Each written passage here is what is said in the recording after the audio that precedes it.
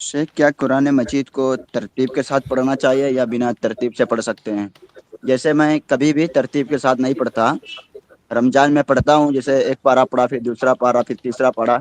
और पूरे साल में कुछ सूरतें मुझे याद ही, या कुछ मतलब जैसे पहले पारे में दो तीन रुकू याद ही, दूसरे पारे में याद ही, फिर पांचवें पारे में याद है, तो ऐसे मैं दोहराता हूँ। देखिए, बिल्कुल भी कुरान को तरतीब के साथ पढ़ना वाजिब नहीं है।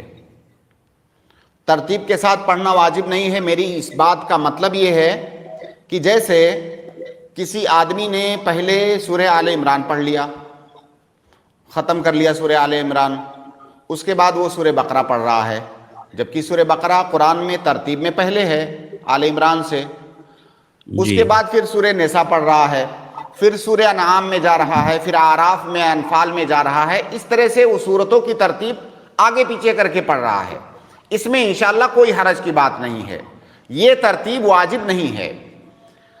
और तरतीब जो वाजिब है वो ये कि कोई आदमी पीछे से नहीं पढ़ सकता है। जैसे मान लीजिए सूरह फातिहा के अंदर जितनी आयतें हैं, गैरिल मग़दूबि अलैहिम वलद्दाल्लीन पहले पढ़े, उसके बाद उससे पहले वाली आयत, फिर उसके बाद उससे पहले वाली आयत, इस तरह से पढ़ना जायज नहीं है।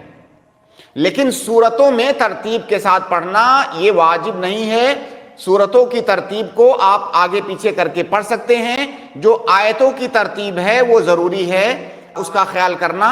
पीछे से पढ़ते हुए आप आगे की तरफ नहीं जा सकते।